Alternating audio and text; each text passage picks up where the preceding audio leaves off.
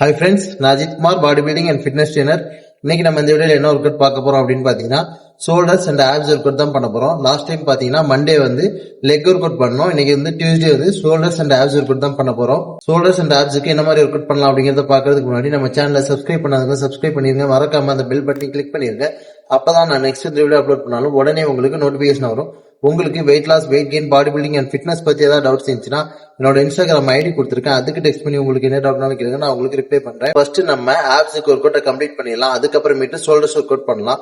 இதுக்கு வந்து ஒரு ரீசன் இருக்கு. வீடியோவை ஸ்கிப் பண்ணாம லாஸ்ட் வரைக்கும் பாருங்க. வீடியோட எண்ட்ல எதனால நம்ம வந்து ஆப்ஸ் ஒர்க் அவுட்டை ஃபர்ஸ்ட் பண்றோம் அப்படிங்கிற ரீசன் சொல்லியிருப்பேன். அதே மாதிரி எவ்வளவு செட்ஸ் பண்ணணும், எவ்வளவு ரெப் பண்ணணும், ஒரு செட்டுக்கும் இன்னொரு செட்டுக்கு நடுவில் எவ்வளவு ரெஸ்ட் எடுக்கணும் அப்படிங்கிற டீட்டெயிலும் சொல்லியிருப்பேன். ஸோ வீடியோவை ஸ்கிப் பண்ணாம லாஸ்ட் வரைக்கும் பாருங்க. வாங்க இப்ப ஃபர்ஸ்ட் ஆப்ஸ் ஒர்க் அவுட்டை கம்ப்ளீட் பண்ணிடலாம்.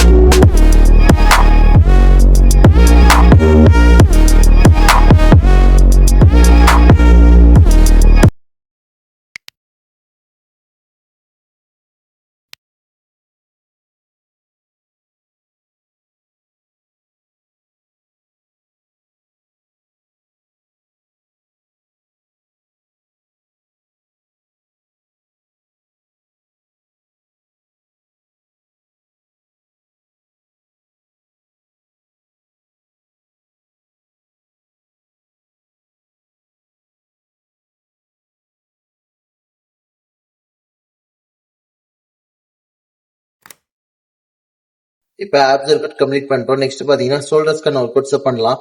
டோட்டலா பாத்தீங்கன்னா நம்ம ஆன்டீரியருக்கு 2 ஒர்க் அவுட் பண்ண போறோம், லேட்டரல் டெல்ட்டுக்கு 2 ஒர்க் அவுட் பண்ண போறோம், அப்புறம் ரியர் டெல்ட்டுக்கு 2 ஒர்க் அவுட் பண்ண போறோம், அப்புறம் டிராஸ் மசில் அதுக்கு ஒரு ஒர்க் அவுட் பண்ண போறோம். டோட்டலா பாத்தீங்கன்னா 7 வேரியேஷன்ஸ் பண்ண போறோம் ஷோல்டர்ஸ்க்கு மட்டும். அது என்னென்ன வேரியேஷன்ஸ்ங்கிறத இப்ப நம்ம பார்க்கலாம்.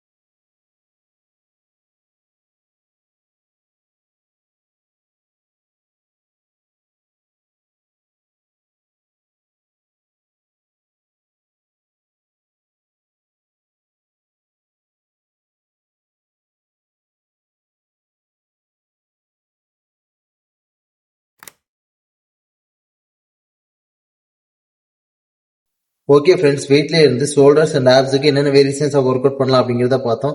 இப்போ எவ்வளோ செட்ஸ் பண்ணணும், எவ்வளோ ரெப் பண்ணணும் அப்படிங்கிறத பற்றி பார்க்கலாம். டோட்டலாக பார்த்தீங்கன்னா நம்ம ஷோல்டர்ஸ்க்கு 7 வேரியேஷன்ஸ் ஒர்க் அவுட் பண்ணியிருக்கோம்.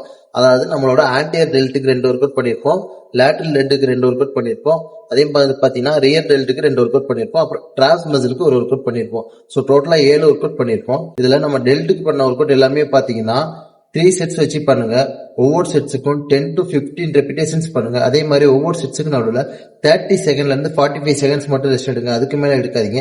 ஒவ்வொரு செட்ஸுக்கும் உங்களால வெயிட் இன்க்ரீஸ் பண்ண முடியுதுன்னா வெயிட் இன்க்ரீஸ் பண்ணுங்க கம்பல்சரி. நெக்ஸ்ட் பாத்தீங்கன்னா டிராப்ஸ் மசிலுக்கு வந்து நம்ம ஷோல்டர் ஸ்ட்ரெச் பண்ணிருப்போம். இது வந்து நம்ம ஸ்டார்டிங்லயே கொஞ்சம் ஹெவியாவே பண்ணலாம். ஸோ ஹெவி வெயிட் தம்பிள்லயே நீங்க ஸ்டார்ட் பண்ணிக்கலாம். இப்போ ஆப்ஸ் ஒர்க் அவுட் கம்ப்ளீட் பண்ணிட்டோம். நெக்ஸ்ட் பாத்தீங்கன்னா ஷோல்டர்ஸ்க்கான ஒர்க் அவுட்ஸ் பண்ணலாம்.